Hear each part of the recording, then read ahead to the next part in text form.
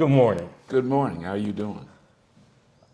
I'm excited. I have to say, I am excited. It's been a long time getting to this period, Yes. and I just want to share for our audience, as a historian of the Omicron Upsilon Lambda Chapter, better known as South Palm Beach Chapter of Alpha Phi Alpha Fraternity Incorporated.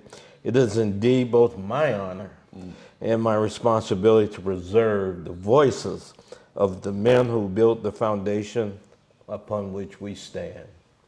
Today we continue our Senior Brother Legacy project, an effort to document not only our fraternity's history, but the live Black history experiences of our senior brothers.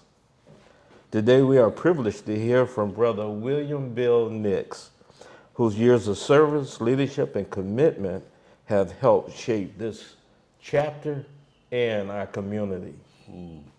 My brother, thank you for allowing us to preserve your history, your story, and to give back for our future generations. Now, tell me your story. Oh, Brother Mike, that's a great introduction. I really do appreciate it. And I appreciate you doing this as a historian for the fraternity. And I think it's very important. One of the things I really admired what you did is you're trying to get the voice and for them to hear exactly the feeling behind the voice. Something to write it down is another thing to hear it. So I appreciate this opportunity. I don't know where to start except let me go way back because I've got a unique history. You do, and it's very vast, so please share. And I'm getting older, so I got a lot to say, but I'll try to truncate it when I can. I grew up in Atlanta, Georgia,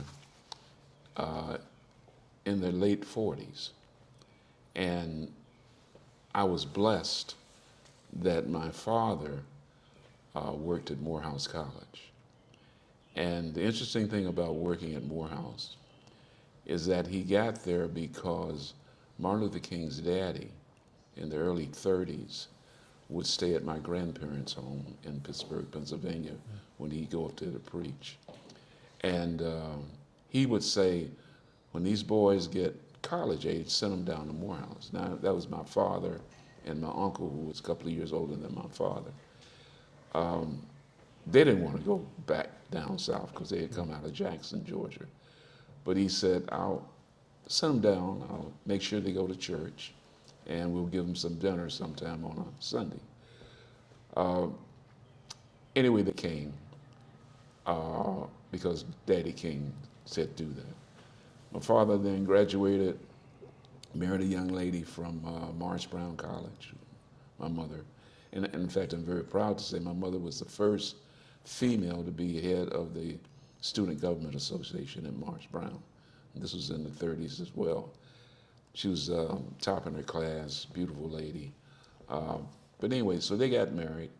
My father went off to war, came back in 1944, and had 2 master's degrees. Daddy King again went and then told Benjamin Mays, who was president of Morehouse, you ought to look into this gentleman. He's an officer, 2 master's degrees. He might be what you need on campus as head of housing and personnel.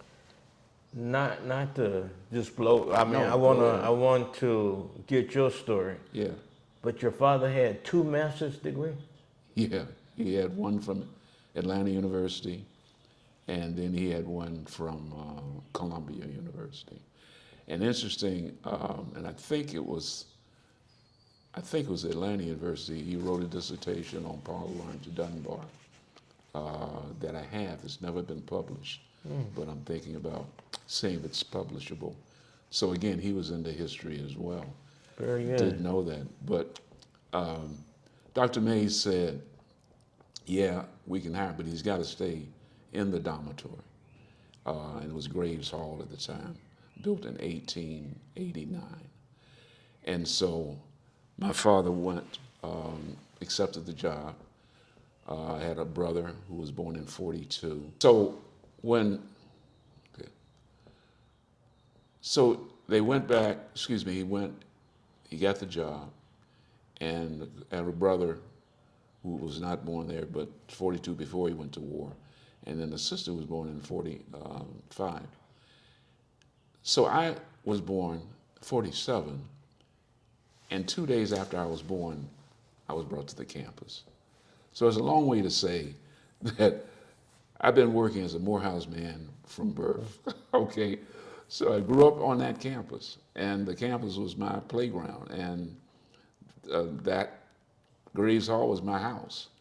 And so every year when I got old enough to recognize all the freshmen, I remember every September when freshmen come in, I'd sit on the steps, watch them come into the dormitory, and I tell this story. I could tell who's going to make it and who couldn't.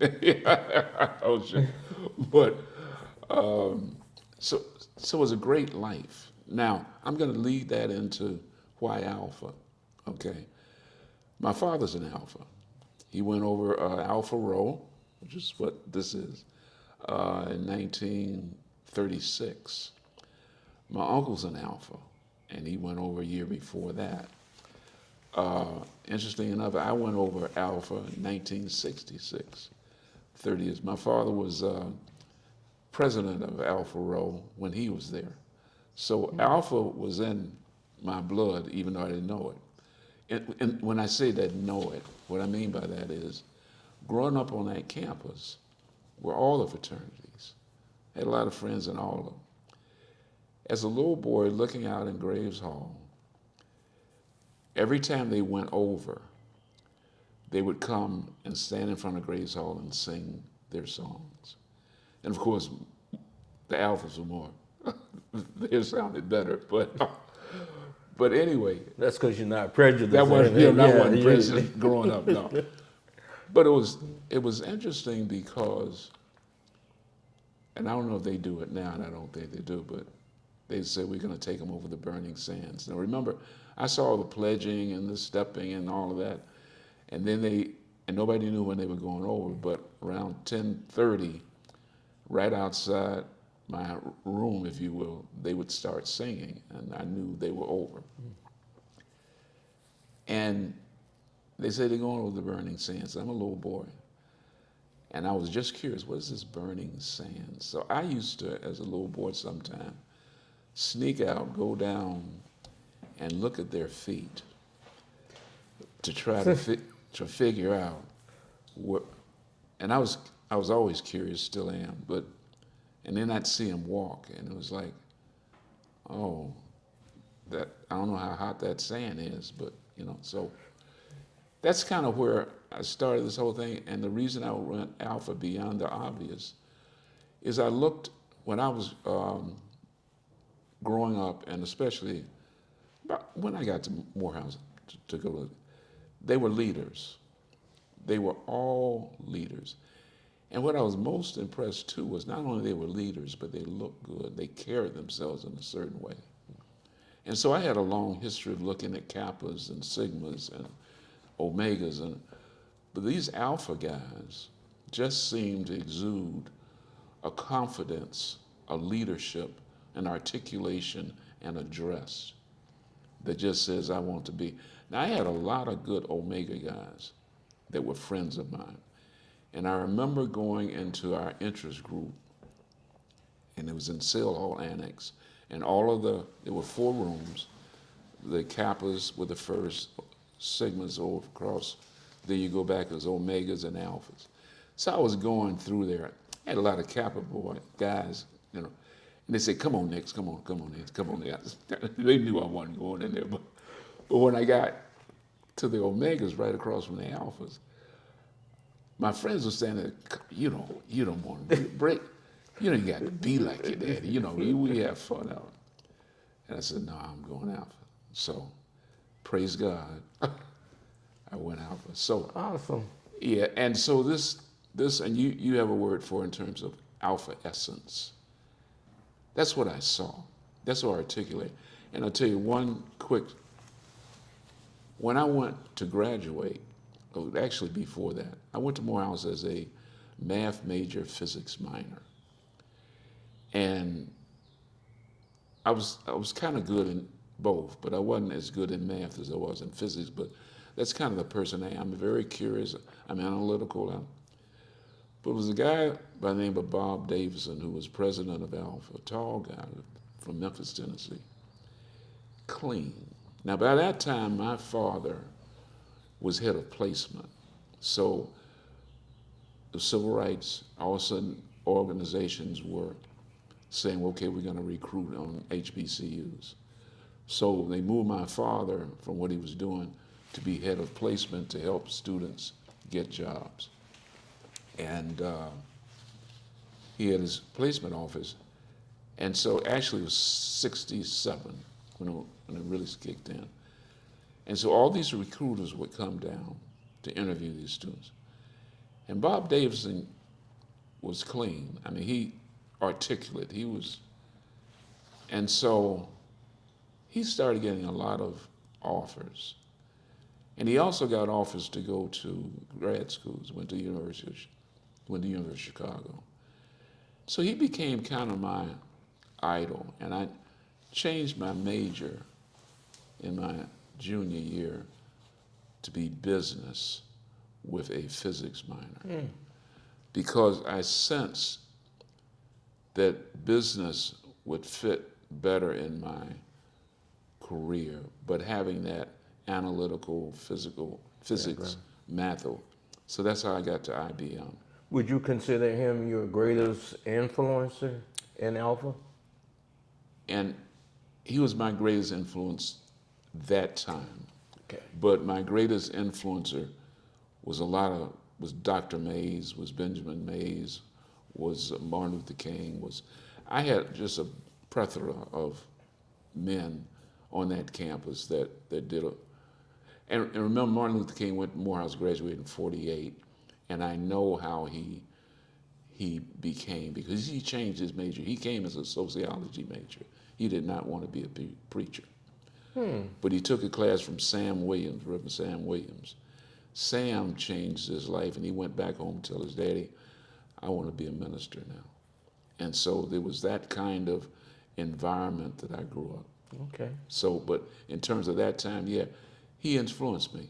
And then he went to the University of Chicago. I didn't want to go there. I ended up going to Northwestern to get my MBA, with IBM for 2 years. So I'm bringing all that to say my life was built on those kinds of moral and ethical and educational foundation. So I know I'm blessed. I mean, beyond I can see God's hands on you already. I can see it unfolding now. Yeah. Yeah, I mean, and as I look back, Mike, over my life, and I always thought this, God was weaving, and I think he does it for all of us, okay, was weaving a tapestry that I couldn't see. And if you think about a tapestry, you only see the threads.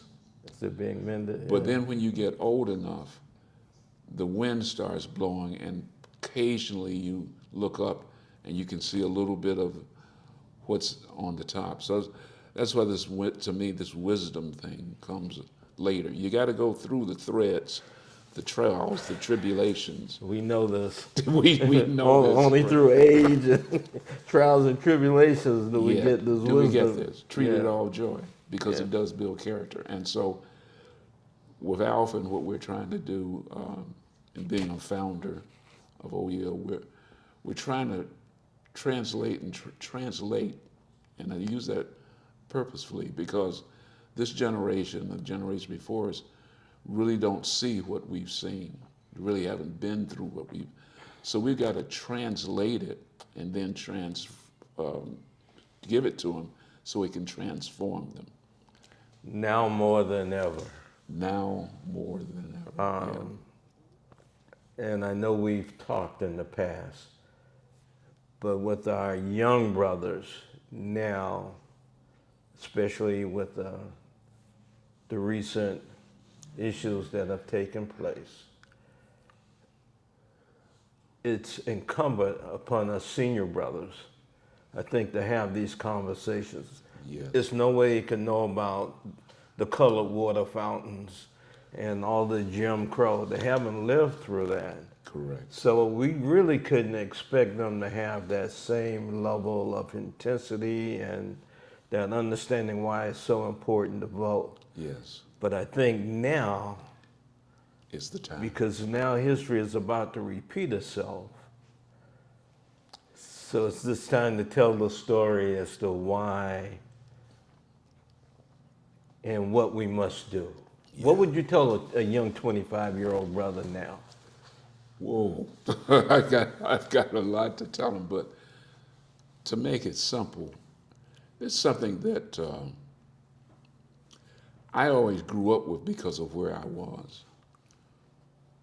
But I said, listen, you need to listen to people and their experiences that you haven't had.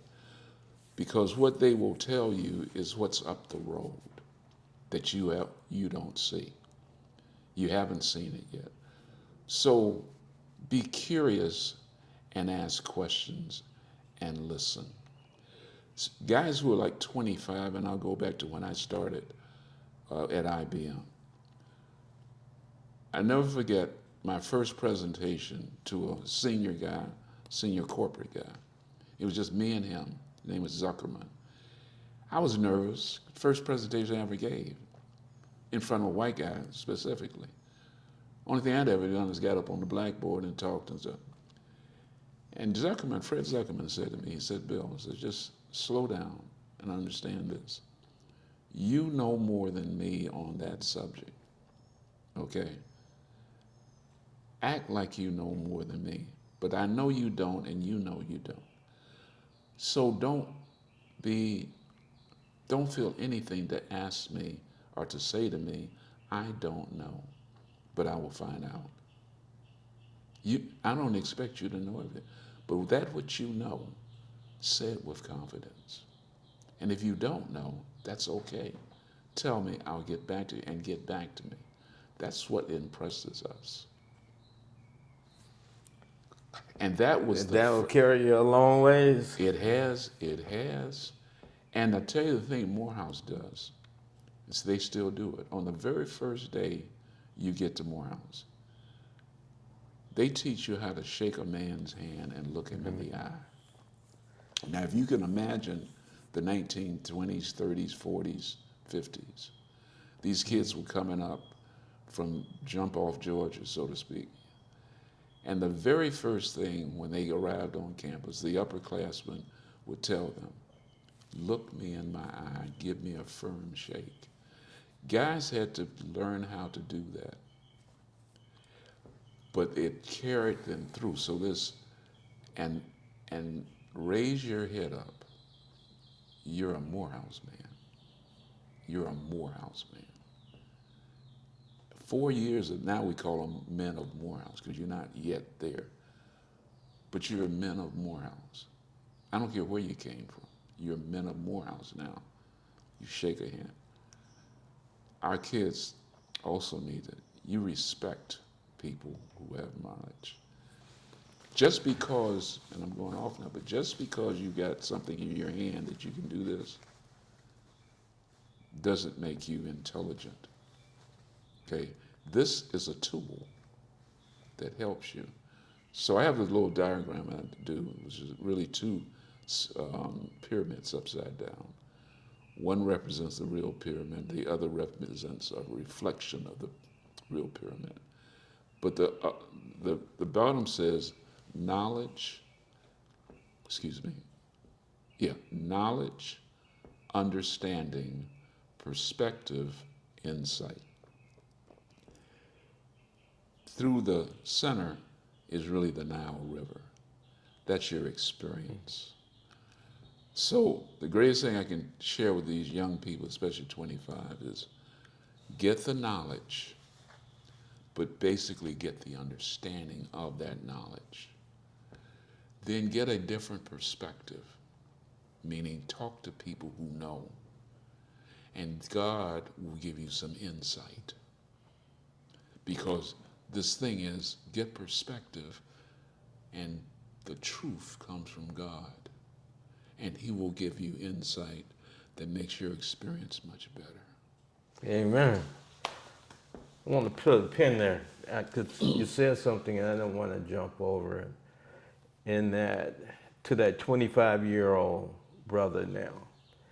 And I think in a lot of ways, because of the times that we're living in and our experience in times we've come from, we sort of expect or assume that our young brothers just automatically know how to conduct themselves, how to handle themselves. When it still comes back to us, all of us haven't had that privilege to go to Morehouse.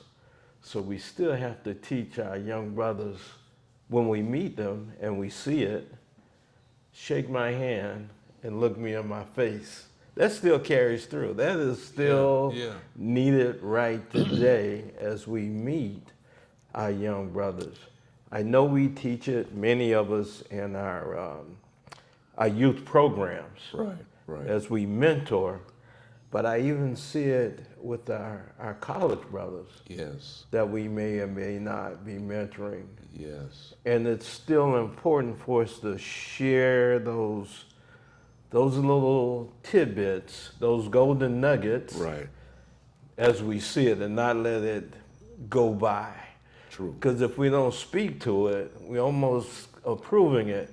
When we say, wait a minute, just be aware of this. That's so important, and you brought up another thing with, and I'm going to follow a little trend of, okay, I'm into Alpha Road, then I went, so I worked and stuff, and that came down here to Florida, and we started OUL. I'm jumping over a lot of history, and we saw, I think, some of our founders, a couple of things. One is there was no Alpha chapter here. Correct. I think we were probably one of the last to get an Alpha chapter in South Florida. South Palm Beach County. Mm-hmm. There was one up in, as you well know. But there were a lot of the Sigmas, the Kappas, the Q. They had South Palm Beach County. So we really needed it. And there were a lot of us who worked for IBM, a lot of us who worked in other.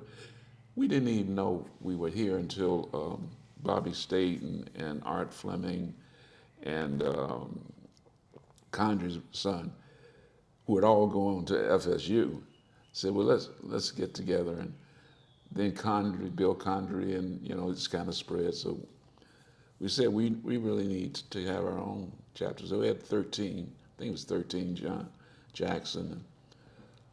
And we got together and said, well, we can do this. And were all of you working for IBM? No, various different professions and stuff. Bill Condry just come back from the Army, and he was working at Pompey Park, and John Jackson was doing some teaching, and Art Matthews was doing some teaching, and Art Fleming was working, I think, in local government, and I think Bobby was in IBM, Clarence was in IBM, Jice was in IBM. So a bunch of us, but we got together, and it took us a year to get together and get it approved, and for us to get to know each other. Irv Tate. So here's the point. So when we chartered, August of 1987, and given my background and given some other, I said, and one of the things I'm most proud of in terms of, is I said, look, let's not just charter and have a party. Let's make it worth something. So what we're going to do, and I remember Palm Beach County had the Dwyer, I think it's called the Dwyer Awards, for Teachers of the Year. We're going to have salute to black educators. Let us, Alpha, distinguish ourselves by saying, let's salute those who got us here. See, that's kind of part and parcel to this. Recognize your elders and give them their blessing while they're living. None of us are here had it not been for black educators. Correct. None of us.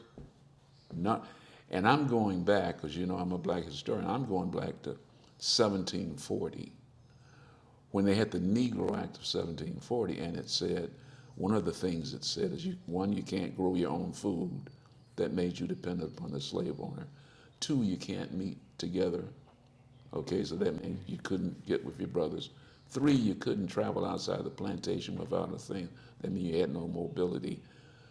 But one of the 4th, which is here, and it's against the law to teach you to read or write. It's against the law. No white man can do that. No black, but what did we do? We did it anyway, underground, secretive. We took you out into the arbors and put some quilts up, sprayed the quilts with water to muffle the sound, and we had church. And we taught you. You couldn't read, but somebody was reading.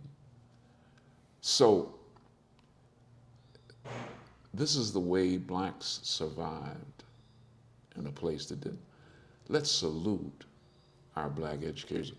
And most of these people, if not all of them, have no idea what it meant to be in segregated schools, where it meant to get all the books that had already been used by everybody else. I was in the first ROTC unit in the South at Booker T. Washington High School. My uniform that they gave me was from World War II. It was one with cut off, is what you call it. I was a bigger guy, and some guys had some, not many of them had anything new. That's what they gave us. Hand-me-down. The hand-me-down. Every ROTC unit in Atlanta, which was white, had nice, sharp, And ROTC, if I understand, was mandatory back then?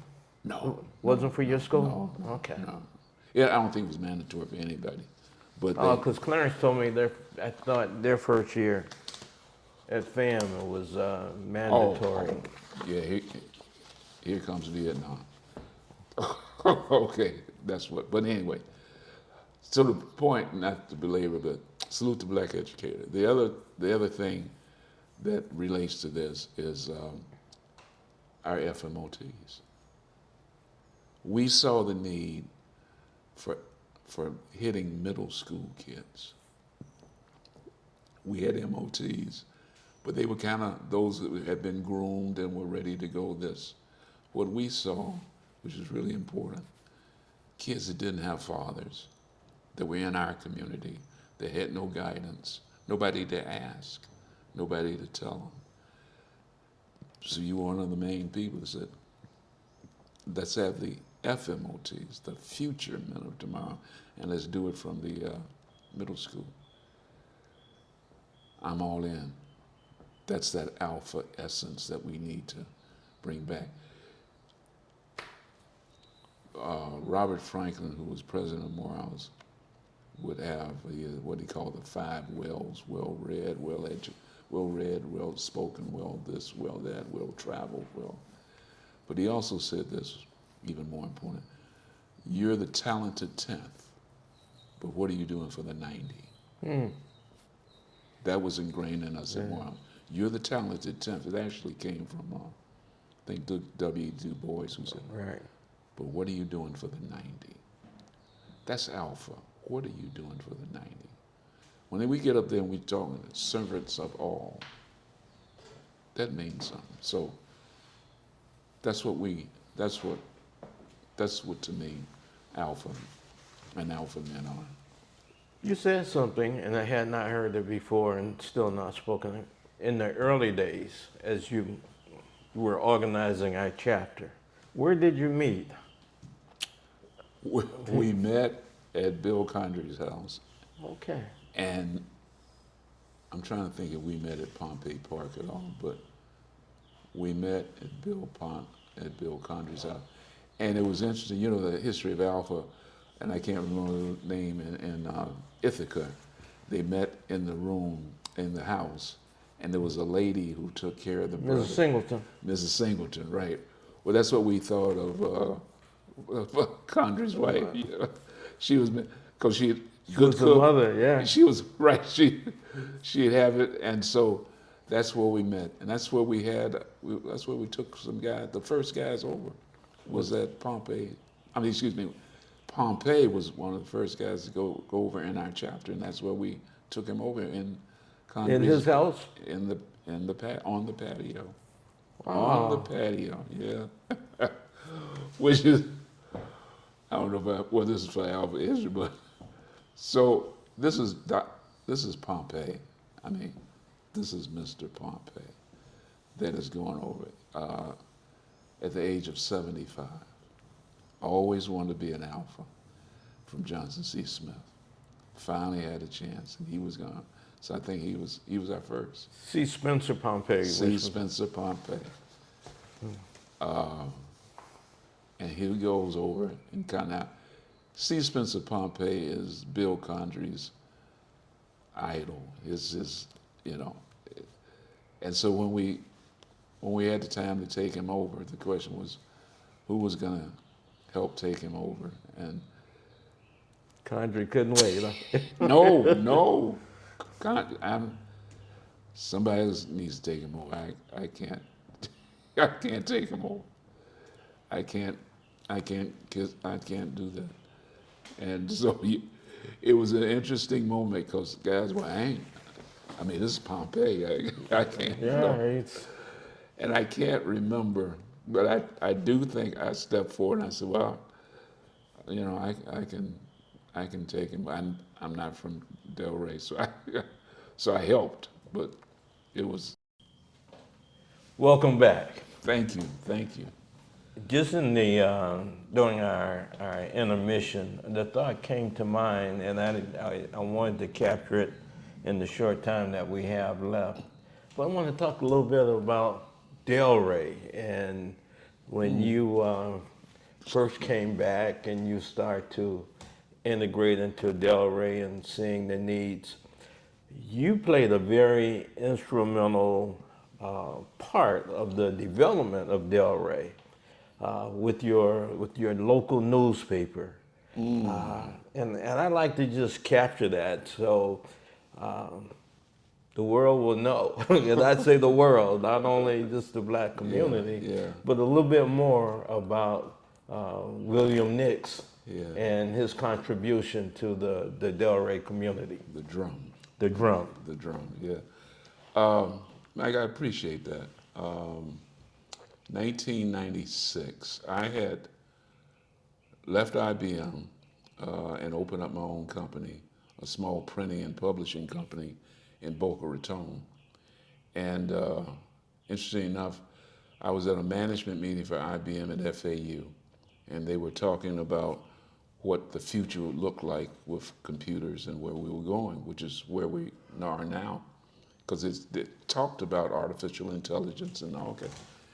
And for the first time in 20 years, because I was with IBM for 20 years, all of a sudden I wasn't interested in that. And I had the oddest feeling sitting at FAU, I remember, large auditorium, and thinking, I'm not excited to be there on this side of it. I'll be a consumer, but communication started hitting me, communicating. So I left IBM, I took a buyout that they were offering at this time, and started my own company, and Nix Communications Group. Didn't know where that was, but I knew it was Nix Communications Group, Inc. And so I went to look for a franchise, got a franchise, American Speedy, got a location in, they chose a location in Boca. Interesting to me is Powerline and Palmetto, right at what I ended up calling right between New Boca and Old Boca.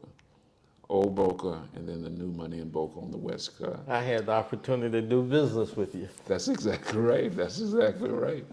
And it was printing, and my first customer was the Francis J. Bright debutante ball. So I did their program for them. And anyway, I was there for about 10 years. But towards the end of it, I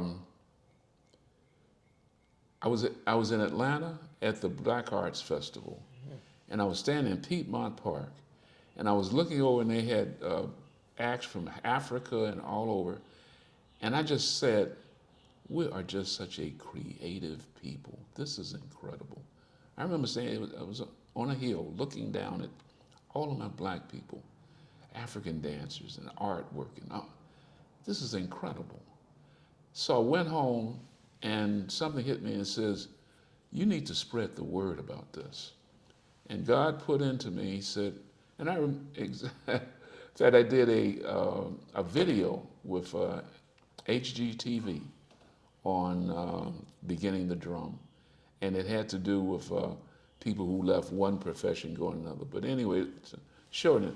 And I was sitting in what is now my den, and God said, yeah, well, why don't you start, you got a printing press, why don't you start a newsletter to let people know in South Palm Beach County what's going on.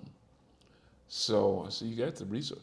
So I started the drum. He said, call it the drum. And you were given the name. yes, call it the drum. And the tagline was, shh, can you hear it? The drum. Because that's our spiritual rhythmic coming out. That's Africa. Can you hear it? And I had a little logo with the guy on the drum. And I had yellow, green, red. Yes, you as did. the drum. But how'd you get the information from all over the county? Well, and this started, like I said, with a dream, and then it was just a matter of, okay, open up the connections. Okay, what's happening, Francis J. Bright? What's happening here? What's happening? We didn't have all this email and all that, which is just word of mouth. But that's Africa. It was word of mouth, village to village, tribe to tribe. You know what's going on, and I was just kidding. And praise God, there was enough information. South Palm Beach County, and the distribution was in the churches. I give it to the churches, or I give it to somebody, but primarily it was the churches. And I do it, I print it, and then I personally go out and deliver it. Well, somebody picked it up in Riviera Beach and said, wow, this is great. So I said, well, what's happening in Riviera Beach? Let me know what's happening in Riviera Beach. So I started Riviera Beach. And just like that, the next one, the guy saw it in Port St. Lucie. He had picked it up in Riviera Beach. Tell me what's that? So all of a sudden it started spreading. Now, what it was originally was a way of advertising my print and saying, Francis J. Bright, if you have a thing, I can do your program. Kappas, if you have something. Alphas, if you have, it was a way of getting that. But all of a sudden, like the drum, it started spreading. It spread all the way, and I finally ended up distributing it between Port St. Lucie and the Keys. how? Me. Are you serious? Yeah, I'd go, when I left my printing company, I sold it a year later. I started the drum in 96, sold the printing company in 97. But I kept on because I was still in the printing business, so I got it printed. And I'd print it on Thursdays. I'd take it to the binder, who was now an 8-page, was being 2 sheets folded, up in North Palm Beach County. He would bind it for me. I would go up there on Friday nights, pick it up, start in Riviera, go up to Riviera, had certain churches, and I'd go all the way down, Michael, all the way down, hand delivering it to all these churches, all the way down to Miami that night.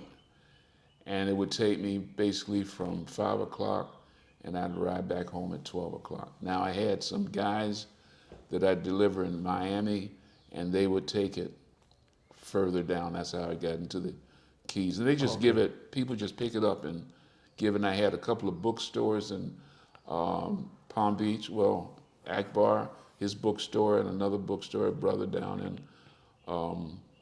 Fort Lauderdale. So the distribution just took over. And HGTV did that thing, which is a national thing, on people changing careers. And I got a letter from a lady in California who I helped do something. I can't remember what it was. But then I got a letter, somebody said they had picked it up in Mexico. And I said, isn't this God, you're amazing. Because it was just a one sheet, come out every month. Excuse me, 2 sheets. It was, as you know. But what people would pick it up and they would go. Now, I shut it down in 2000. I got involved with the Cultural Council. Oh, and that was the point. The Cultural Council was trying to find out why they weren't getting blacks to come to a lot of cultural events. We had, like the Spady House, we had a lot of little, but why weren't they? And they had a task force, which is what the county had a task force, which is what some white people do. You know, let's study it. Let's study to see if we have a problem. So I got on the task force, and we're talking, and we were trying to get us right after Richmond, Virginia, had a thing where they were trying to give quotas to get minority business. And they said, no, we don't do quotas. Well, Palm Beach said the same thing. We don't. But I strategically sat on that, and I strategically sat right next to the chairman at the board meetings. And I'm listening, I'm analyzing, I'm looking at people. See, and I remember saying this, when he was there, we can't have, so what are you asking for? 5%? Oh, no, we can't do it because, interesting enough, that's reverse discrimination. And I thought, and I said, so you can't see any discrimination on me, but you can feel discrimination on you. All of a sudden, I thought you all didn't recognize discrimination. Like you keep telling me there's no discrimination. But the minute it happened, you now have called it reverse discrimination. Oh, so now you recognize. So I remember them saying, and I stopped them and I said, look, let me ask you a question. How much is going to minorities, not just black, how much is going to minorities right now in Palm Beach County? And at the time, it was something like, you're only getting 2.369. I said, okay. So we're getting 369, but we can't get 5, right? No, because that's just where, okay. So we're getting 2 point. I said, let me ask you a question. How much do you want? You're already getting 97.82%. How much do you really need? And I stood up and I said, you want it all. And I left the meeting. You want it all. You don't want me. I got some business from the school, from Palm Beach, but it's from me going back and getting printing for individual schools. And I'll end it with this. Yet I also had contracts with the Navy in both Memphis and Virginia. And I said to myself, now how do I get Navy in Virginia and I can't get Palm Beach County? All that came about because of the drum. And I know we're about to close. My thought process was, because it was such a connector from county to county to know what's going on. It's still needed today. There is more going on today than ever, and a lot of us still do not know what is taking place that we can support. The drum is still needed. Well, I appreciate you saying that, because one of the things I did do is I got a copyright, I got a website title. It's called The Drum Online. I just need to think more about doing that. It's needed, Brad. I appreciate that. Yeah. Thank you. Yeah. Thanks for giving me one more thing to do. This has been great. It's been a true pleasure for me to spend this time with you this afternoon, and I'm sure we'll probably have a chance to go into a part 2 and 3. But again, thank you, and we're just going to say a special thanks to our producer. Absolutely, thank you. Brother Washington, and we'll close out today with this session. Thank you. Thank you. Thank you very much.